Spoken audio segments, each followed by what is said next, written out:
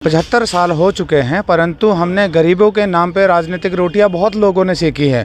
ज़मीनी हकीकत देखिए, ना कि जो सरकार द्वारा कागजों में एसी रूम में बैठे हुए हैं जो बनाए हुए हैं उनको मत देखिए। आरक्षण की बंदर बांट से जो आरक्षण की बंदर बांट हो रही है, दिक्कत उससे है। गरीब को आरक्षण मिलता, किस मर्जी जाति को देना है, हमें कोई आपत्ति नहीं है। अगर उस टाइम अत्याचार हुआ है लोगों पे तो उसका खमियाजा जो है वो 2023 या 24 की जनरेशन 1999 की जनरेशन क्यों भुगतेगी। अगर हमारा विरोध होता या हम उनको अभी हम चाहते वो अभी भी दबे कुचले रहे हैं तो हम ये बोलते SC/ST एक्ट को खत्म कर दिया जाए।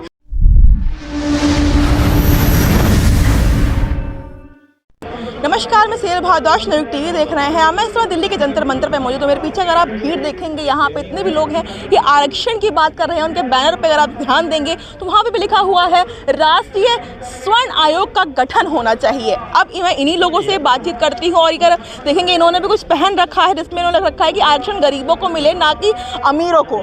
आरक्षण की बात भी हो रही है, स्वर्ण आयोग गठन की बात भी हो रही है। मैं इन लोगों से और विस्तार जाना चाहूँगी कि क्या इनकी मांगे हैं और ये सब की मांगों को क्यों कर रहे हैं। जी, आपकी बात कर रहे हैं कि आरक्षण गरीबों को मिलना चाहिए। क्या गरीबों को और जो निचले तबके के कास्ट होते क्या उनको आरक्षण नहीं मिलता है? आरक्षण तो है उन लोग के लिए। गरीबों को आरक्षण मिलना चाहिए, चाहे वो किसी भी जाति से हो।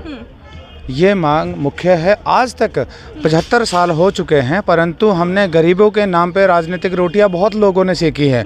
परंतु गरीबों के अगर गरीबी के बारे में सोचा होता तो आज भारत में गरीबों की संख्या दिन प्रतिदिन बढ़ती ना।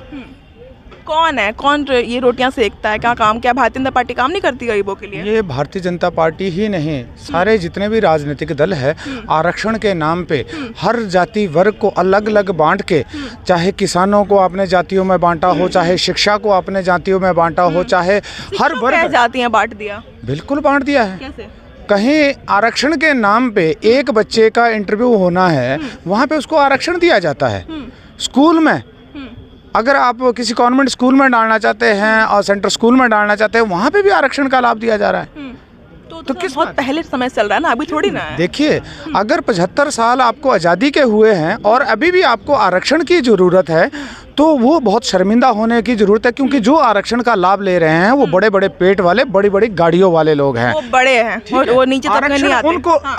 मैं वही कहा कि जो भी व्यक्ति है, चाहे किसी भी जाति का है, जो संपन्न है उसको आरक्षण नहीं होना चाहिए। जो आज गरीब हो, चाहे किसी भी जाति का है, वो चाहे दलित है, चाहे दबा कुचला है, कोई भी व्यक्ति है, उसको आरक्षण मिलना चाहिए। बहुत सारे गाँव में हम लोग जाते हैं, गाँव घूमते हैं, तो बहुत सारे लोग ऐसे हैं जिनको कभी उन्हें अभी भी ये पता नहीं है कि आरक्षण होता क्या है। उन्हें आरक्षण की ABCD भी मालूम नहीं है। हाँ, पीछे केंद्र सरकार ने उज्ज्वला स्कीम के अंतर्गत उन्हें सिलेंडर दिया था, परंतु उसके बाद वो सिलेंडर नहीं भर पाए। वो सिलेंडर बैठने के काम यूज़ करते हैं। तो आप देखिए, भारत में एक जो गरीबी का ग्राफ है वो दिन प्रतिदिन बढ़ रहा है, और जिसको दूर करने के लिए देवभूमि स्वर्ण संगठन गैर राजनीतिक रूप से इस लड़ाई को लड़ रहा है।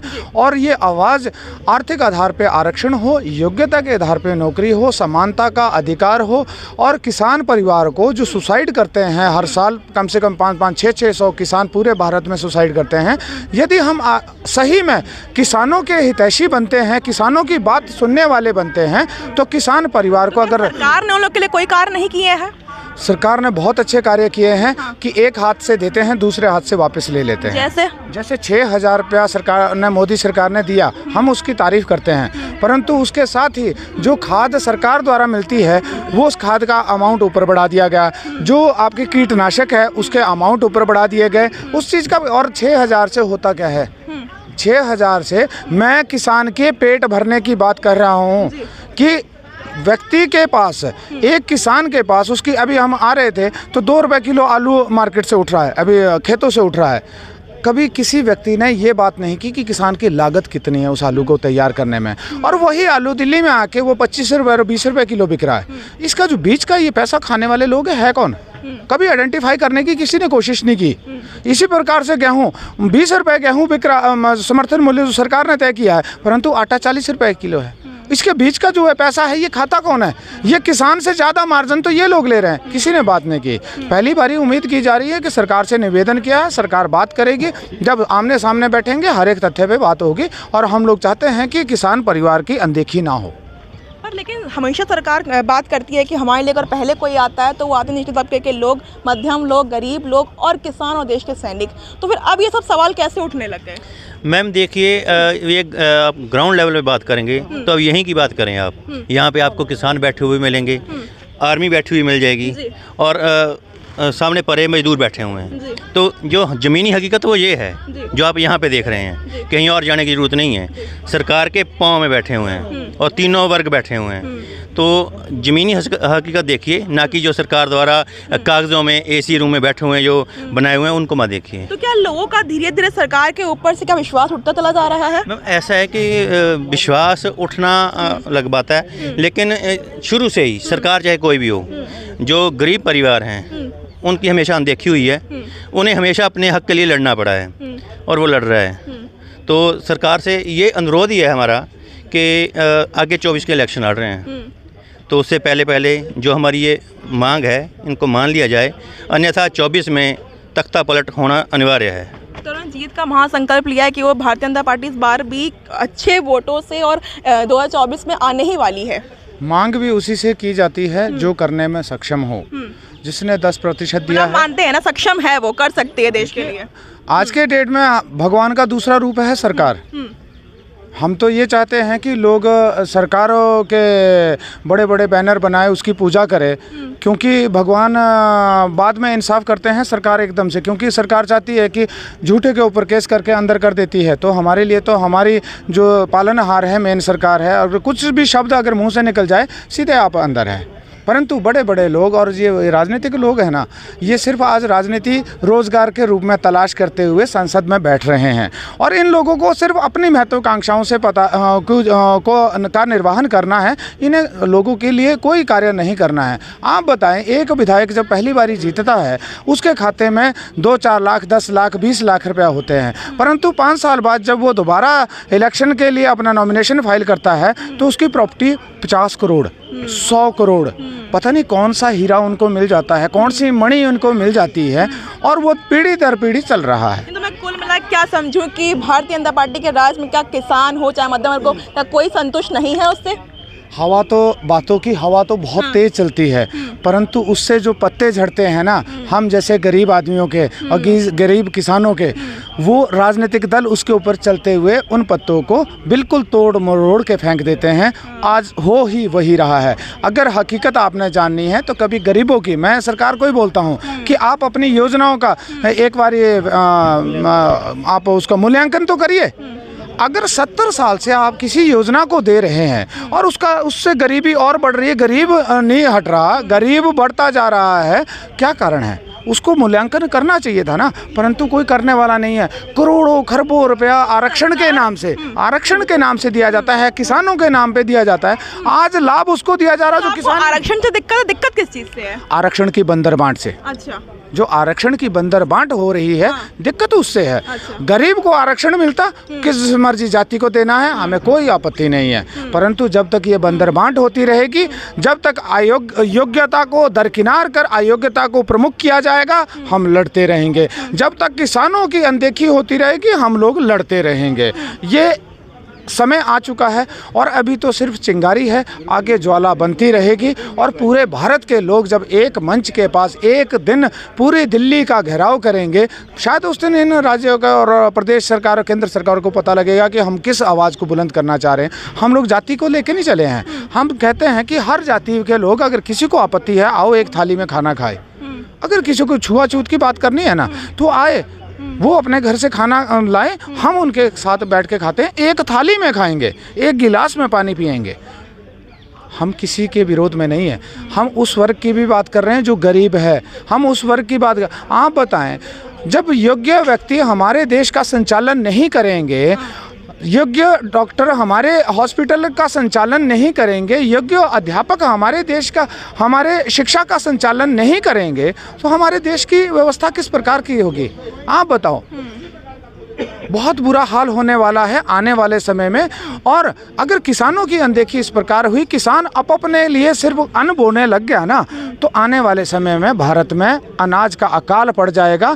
अनाज 100 रुपये से 500 रुपये किलो जाने वाला है, क्योंकि राजनीतिक लोगों को तो मतलब नहीं है। राजनीतिक लोगों को तो सरकारी हमारे टैक्स के पैसे से जी रहे हैं ना ये लोग। मुझे बताए कौन सा राजनीतिक व्यक्ति है जिसने अपनी जेब का, जिसने लोन लेके अपने समाज के लिए कुछ काम किया? ये तो लोन हमारे टैक्स के पैसों से जी रहे हैं। सारी जो ये वीआईपी है ना, ये वीआईपी हमारे टैक्स के पैसे से। जिस दिन देश में एक आवाज़ आएगी ना कि जितना भी वीआईपी बनना बन लो, परंतु उसका जो जितने भी उनके सिक्योरिटी में लोग हैं उसका पैसा वो खुद देंगे। सारे लोग अपनी सिक्योरिटी छोड़ देंगे, फिर वो कभी नहीं बोलेंगे कि हमें डर लगता है। आज तो उन्हें टॉयलेट जाने के लिए भी सिक्योरिटी की ज़रूरत है, परंतु जिस दिन उनसे पैसे उन्हीं से वसूले जाएंगे ना, हमारे टैक्स के पैसे जो वो ले रहे हैं, हमारे टैक्सों का वाहन उन लोगों के ऊपर कर रहे हैं, जिस दिन वो आवाज़ उठेगी और हम उठाएंगे, हम कहेंगे कि ये हमारे टैक्स के पैसे किसी की निजी प्रॉपर्टी नहीं है, किसी के निजी हित के लिए, रक्षा के लिए नहीं है। हमारे टैक्स के पैसे देश की सुरक्षा के लिए होने चाहिए। सरकार अक्सर ये कहती है, और अगर आप अपना डाटा जो अगर आप देखेंगे तो बार बार नया डाटा निकालती है कि हमने मध्यम वर्ग के लिए गरीब के इतना किया। नलों की बात करी थी, पहले के समय की बात थी तो कुछ हज़ार नल भी गांव में अगर आप देखेंगे पिछले तबके के लोग के सामने नल नहीं हो गए थे। अब लाखों से ऊपर जगह के लोगों के पास नल की सुविधाएं हैं। तो क्या वो सब जुमला है, क्या वो सब झूठ है? समस्या नल नहीं है, समस्या नल के अंदर पानी है। बात कर रही हूँ, उन्होंने दिखाया जो पहले नहीं थी और अब इतना है। मैं भी उसी चीज़ का आपको एक उदाहरण दे रहा हूँ। समस्या नल कभी नहीं थी।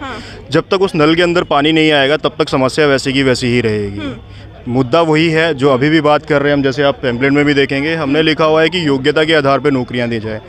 हम इस बात को भली भांति मानते भी हैं और एक्सेप्ट भी करते हैं कि जो योग्य तबका है वो जाति के आधार पर बंटा हुआ नहीं है। हर जाति के अंदर योग्य लोग हैं। हम चाहते हैं उन लोगों को आगे लाया जाए, हम ताकि देश जो है वो उन्नति की तरफ बढ़े।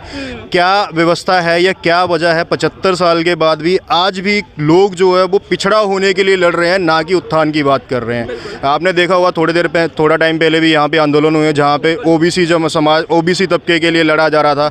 जो जनरल में थे वो चाहते ओबीसी में जाएं, ओबीसी वाले चाहते हैं एससी में जाएं, एससी वाले चाहते हैं एसटी में जाएं। ऊपर कोई नहीं जाना चाह रहा, हर कोई नीचे जाना चाह रहा है। क्यों? क्योंकि वो व्यवस्था जो सरकार ने बना दी है, उस व्यवस्था का एक बहुत बड़ा रीज़न है जिसकी वजह से हर कोई पिछड़ा दिखना चाह रहा है। उत्थान चाहे जितना मर्जी कर लो, लेकिन जो सोच का उत्थान है वो नहीं हो पा रहा है। तो पिछड़ी जाति, और आप अक्सर देखेंगे SC ST वाले बोलते हैं कि हम पे अभी भी अत्याचार होते हैं। आज के मॉडर्न टाइम में भी जो उन पे पहले अत्याचार हुए होते थे वो आज भी होता है। किसी का पानी छू लेंगे तो उसे मलात मार के हटा दिया जाता है। वो चीज़ पर लगाते हैं, यहाँ पे आंदोलन करते हैं इसी को लेकर के। बिल्कुल, मैं ऐसा नहीं है कि इस तरह की घटनाएं नहीं होती हैं, और ऐसा भी नहीं है कि हम अगर इस तरह की घटना होती है तो उसका हम समर्थन करते हैं। अब अगर आप डिमांड देखोगे, हमने एक डिमांड लिखी हुई है, उसमें लिखा हुआ है कि एट्रोसिटी एक्ट के अंदर संशोधन किया जाए। अगर हमारा विरोध होता या हम उनको हम चाहते वो अभी भी दबे कुचले रहे हैं, तो हम ये बोलते SC ST एक्ट को ख़त्म कर दिया जाए। हम चाहते हैं उसके अंदर संशोधन किया जाए। जो भी कोई भी किसी के साथ गलत कर रहा है उसको कानूनी व्यवस्था या संवैधानिक व्यवस्था के तरीके से जो भी रूल रेगुलेशन या लॉ है उसके अकॉर्डिंग उसको पनिशमेंट दी जाए। लेकिन हम चाहते हैं उसमें एक अमेंडमेंट हो। ऐसा ना हो कि एक व्यक्ति आके बोलता है, प्रशासन के पास जाके बोल रहा है कि इसने मेरे को जाति सूचक शब्द बोले, और उसी दौरान उस व्यक्ति को अरेस्ट कर लिया जाता है। ना कोई जांच होती है, ना कोई पता लगता है, और ऊपर से जिस व्यक्ति ने FIR लॉन्च की है उसको पैसा दिया जाता है। हम उसमें किसी भी चीज़ के विरोध में नहीं, हम सिर्फ इतना चाहते हैं जो भी गलत बोला गया है, जिसने भी गलत बोला उसको सज़ा दी जाए। जो प्रोत्साहन राशि देनी है सरकार अगर को लगता है इससे वो सक्षम होंगे या फिर ये ज़रूरी है, वो भी दी जाए। लेकिन वो सारी चीज़ें पहले इन्वेस्टिगेशन हो उसके बाद की जाए। तो हम कहीं नहीं चाहते कि कोई भी तबका, जो भी जितना भी समाज है, वो कहीं पे भी आज भी दबा कुचला जाए या वो पिछड़ा रहे। हम भी उनके उत्थान की बात कर रहे हैं। हम खुद बोल रहे हैं कि योग्यता हर जगह पे है, लेकिन उस योग्यता को आगे लाया जाए, ना कि जो लोग सक्षम नहीं है उनको धक्का दे के आगे लाया जाए। बिल्कुल। राष्ट्रीय स्वर्ण आयोग की बात करें, गठन होना चाहिए उसका। स्वर्ण आयोग तो मैडम एक्चुअली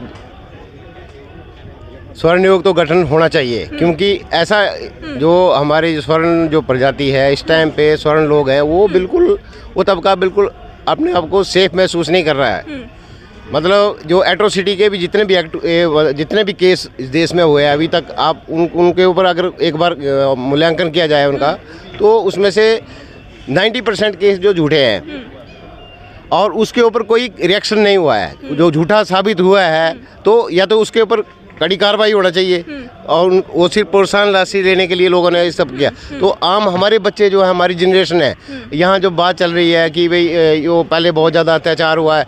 अगर 1947 में या 1950 में जो गरीब इनके ऊपर जो अंग्रेज़ों ने हमारे को जातियों में डिवाइड किया, पहले तो वहाँ से ये हुआ है। अगर उस टाइम अत्याचार हुआ है लोगों पे, तो उसका खमियाजा जो है वो 2023 या 24 की जनरेशन, 1999 की जनरेशन क्यों भुगतेगी? वो भुगत रहे हैं। क्योंकि इस टाइम उन आप यंग जनरेशन से बात करोगे, उनको जाति पाति का भी पता नहीं है। ये जितना अगर ये सोशल मीडिया चल रहे हैं, ये चल रहा है, ये सब कार्रवाई चल रही, तब लोगों को ये पता लगा। बच्चों को ये भी पता नहीं है, बच्चों को भी ऐसा भी कुछ होता है, जाति तक का पता नहीं है उनको। ये चीज़ों को फैलाया जा रहा है और राजनीति कारण है और कुछ नहीं है। तो इसमें कुछ ना कुछ हर संगठन जो है, हर हमारी यही मांग रही है, इसमें हम भी मांग करते हैं इस चीज़ का कि गरीब को मिलना चाहिए, वो चाहे किसी भी जाति या धर्म से। ऐसा नहीं लगता कि जो समय आ गया है कि जाति पात से उठ करके हमें कुछ और अलग देखना चाहिए, देश के भविष्य को देखना चाहिए आगे? हम खुद उसके समर्थक हैं, हम भी जाति पाति को आगे नहीं बढ़ाना चाहते। अगर आप देखोगे, जो अभी थोड़ी देर पहले हम बात कर रहे थे कि प्रताड़ित किया गया, अगर आप देखोगे, अगर इतिहास की तरफ एक बार नज़र डालें तो देश पहले मुगलों का गुलाम रहा, उसके बाद अंग्रेज़ों का गुलाम रहा। जब व्यवस्था में सारे ही गुलाम थे तो एक स्पेसिफिक जाति किसी को कैसे प्रताड़ित कर सकती है? दूसरा, जब संविधान बनाया गया, ये लागू किया गया, अगर इस व्यवस्था परिवर्तन या ये व्यवस्था इतनी ख़राब थी तो उस टाइम जाति को क्यों रखा गया? पहले सिर्फ बोला जाता था, बाद में लिख के दिया जाता है। तो अगर कास्टिज्म खत्म करना है तो हम तो बोल रहे हैं वहाँ से उस कॉलम को हटा दो। वहाँ पे क्या लगता है कि सरकार बातों को आपकी जो है मुख्य मांगे सुनेंगी उसको? हमें उम्मीद है। अभी तक सरकार की तरफ से ऐसा नहीं है कि कोऑपरेट नहीं किया गया है। हम यहाँ पे आए हैं, इसके बारे में भी सरकार को पता है, हमारी जो मांगे हैं उसको लेके भी सरकार को पता है। बाकी ये एक इंटीमेशन था जो इसके लिए हम आए थे। हम सिर्फ एक मैसेज देना चाहते थे कि हमारी ये कुछ डिमांड है। अभी ये सवाल एक भी उठ सकता है कि जब 2024 में आने वाले चुनाव है तो उसके पहले ही आप लोग यहाँ पे क्यों दिखे? इसके लिए आपको थोड़ा सा पीछे जाना होगा। ये आंदोलन जो है सिर्फ अभी नहीं शुरू हुआ है, ये आंदोलन जो है 2020 से चल रहा है। आप अगर हिमाचल का इतिहास देखेंगे तो 20 अप्रैल 2020 को सबसे पहले बहुत बड़ा आंदोलन हुआ जहाँ पे जो सचिवालय उसका घेराव किया गया था। उसके बाद धर्मशाला 10 दिसंबर 2021 एक अद्भुत मतलब आंदोलन रहा है स्टेट के अंदर। इससे पहले भी पदयात्रा की गई थी जो शिमला से हरिद्वार गई थी, हरिद्वार से धर्मशाला गई थी। तो ये आंदोलन सिर्फ आज से शुरू नहीं हुआ। कुछ सहयोग मिला? सरकार से सहयोग मिला भी, लेकिन वो जो रिजल्ट आना चाहिए था उस हद तक नहीं है। सरकार की तरफ से घोषणा भी की गई, सरकार की तरफ से नोटिफिकेशन भी इशू की गई, लेकिन जो ग्राउंड जीरो पे काम होना चाहिए था या फिर जो वो बॉडी बननी चाहिए थी उस आयोग की, वो नहीं बनी। अभी आपने एक सवाल किया कि आयोग क्यों जरूरी है, उसके लिए हमें सबसे पहले समझना होगा कि आयोग करता क्या है। जब भी कोई आयोग बनता है वो उस समाज के तबके की जो परिस्थितियाँ हैं उनको समझता है। उसके बाद वो एज अ मीडिएटर एक मंच मिलता है जिसके थ्रू जो समाज है वो अपनी बातें उस सरकार तक पहुंचा सकता है। हम उसके लिए आयोग चाहते हैं ताकि हमारी मांग जो वो सरकार तक पहुंच सके। धन्यवाद। तो देखा आपने कि ये राष्ट्रीय स्वर्ण आयोग की बात कर रहे हैं और बिल्कुल ये अभी चलता हुआ नहीं आया है। हिमाचल में, मेघालय में हर जगह इनका प्रदर्शन हुआ है, मांगों को रखा है, लेकिन उन्होंने कहा कि जो रिस्पॉन्स उनको मिलना चाहिए था वह जो मिलना चाहिए वो उनको नहीं मिला है। तो क्या अब चुनाव के आने से पहले जो इनका यहाँ पे धरना प्रदर्शन मिला है राष्ट्रीय स्वर्ण आयोग को लेकर के जो अभी चल रहा है, क्या इस पर सरकार ध्यान दे पाएगी? क्योंकि सरकार तो अभी आने वाले चुनाव में बिजी है। तो फिलहाल के इतना ही। देखते नवी टीवी। धन्यवाद।